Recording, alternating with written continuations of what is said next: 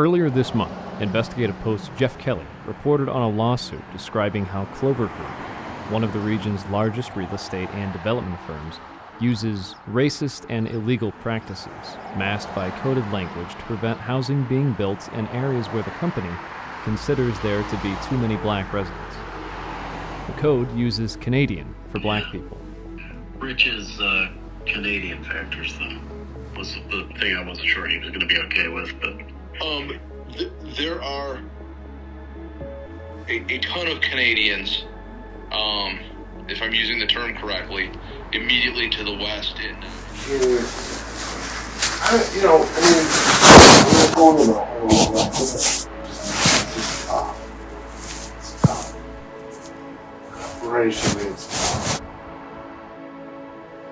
Kelly sat down this week to talk about his reporting and what stories may come in the future.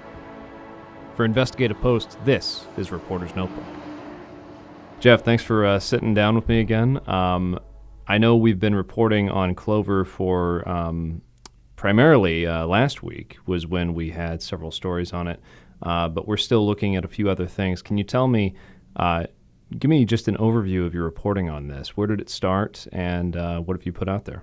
Well, what we started with was a lawsuit by this whistleblower, Pete Rizzo, who worked there for less than 6 months, in part because he discovered that the company was using racial demographics to help them vet sites for possible development sites for their senior housing complex. In effect, they were racially profiling communities in a way that Rizzo thought was certainly unethical, very likely illegal. And he also thought bad business.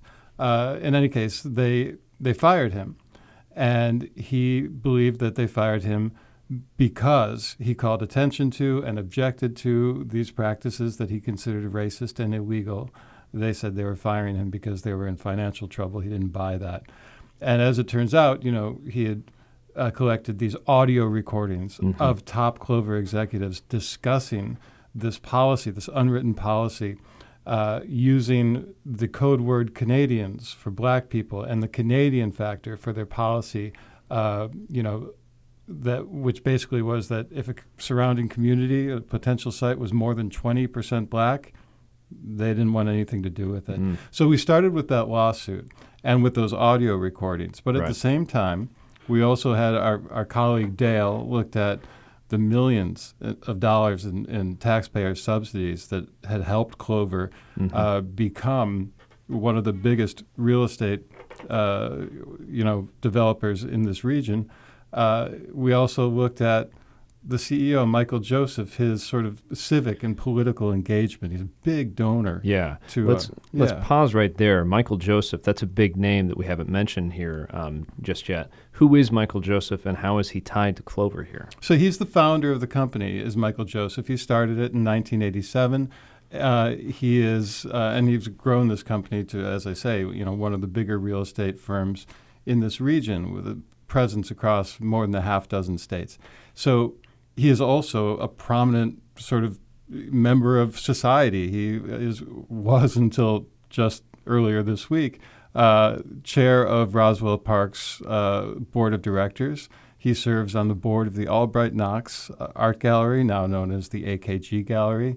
He has had various other board positions over the years. He is a huge donor, particularly to Democratic elected officials, including every past governor of New York State over the past 20, 30 years.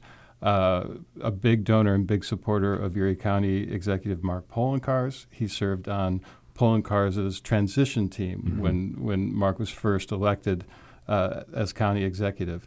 So he's got this very sort of high profile. And how was he in the recordings? How is he connected to Clover? He is the president of the company. It's a family-owned company, so it's his. He controls it. Right. He does not appear in the recordings. He is, he doesn't work around here much. He spends a lot of time at his estate in Florida. His second in command, Richard Greenspan, he's the one who is sort of recorded describing what exactly this policy is, translating that code for Canadians and the Canadian factor for the whistleblower, Pete Rizzo. Richard Greenspan is his right-hand man. But Michael Joseph himself does not appear in the recordings. He is named in the lawsuit.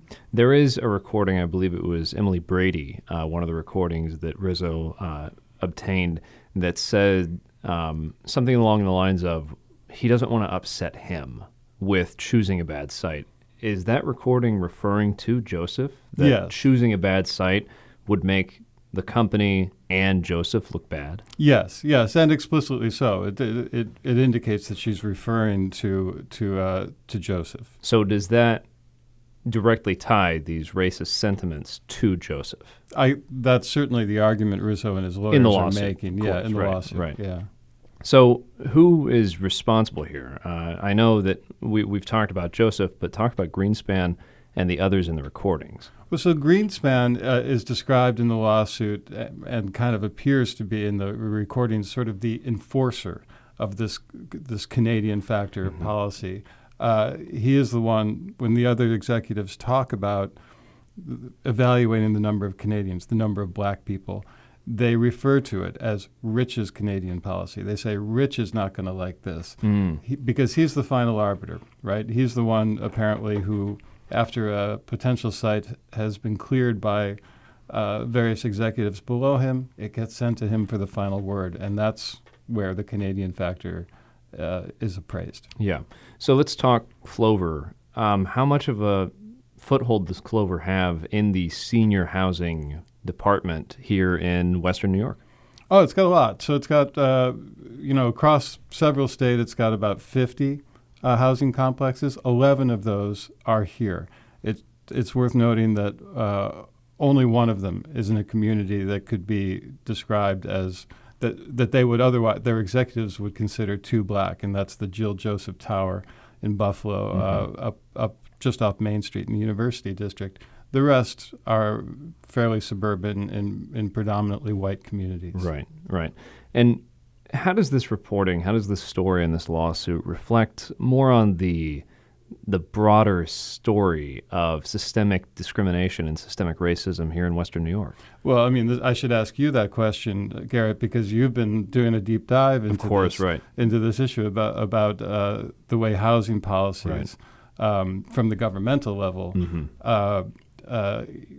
sort of preclude low-income housing in the suburbs, et cetera. Right. But this is more about the decisions made by private individuals, by a private company, how they sort of steer their activity away from what they consider undesirable neighborhoods. That is to say, neighborhoods where black and brown people live, neighborhoods where poor people live, thus depriving those people of housing choices. That's the argument that Rizzo and his attorneys are making in court, that this violates federal fair housing law by denying access to people of color and to poor people.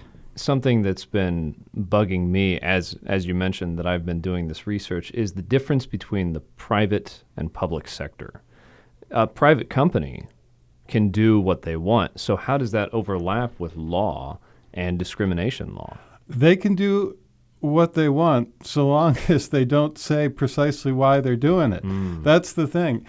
Clover very easily could have enacted this business plan of theirs, what has revealed to be their business plan, simply if only they did not explicitly include racial demographics. So a company like Clover can have a clear discriminating goal.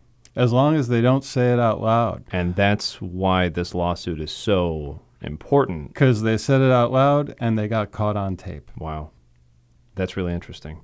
For my money's worth, this story has been very interesting to me because it seems to be something of a smoking gun, finally pulling something down of this big picture of systemic racism that every community faces, but really giving voice to it, giving words to it, and giving faces to it, people that are doing this in the shadows. And showing the effects, because if you look, so we talked about the 11 senior housing complexes around Western New York, just one in a neighborhood that executives would consider too black. I looked at all, 50-some, in various states, including many, many more in New York State, elsewhere. Right. And I think the average black population surrounding community by zip code was like 6%. So, this policy is real, and this policy, it's real on the ground, right? This is what they say they do, and it's what they do. So what are the next steps for your reporting, do you think? Well, there are more lawsuits forthcoming. One of them has already been reported upon, and a couple of them have been referred to. We know they're coming. I think, as you know, under pressure, Michael Joseph stepped down from the board of Roswell Park, and the governor accepted that resignation. Roswell Park, which we've reported on too, about their problems with race and gender discrimination complaints over the past decade. Mm-hmm. So that's happened for Joseph.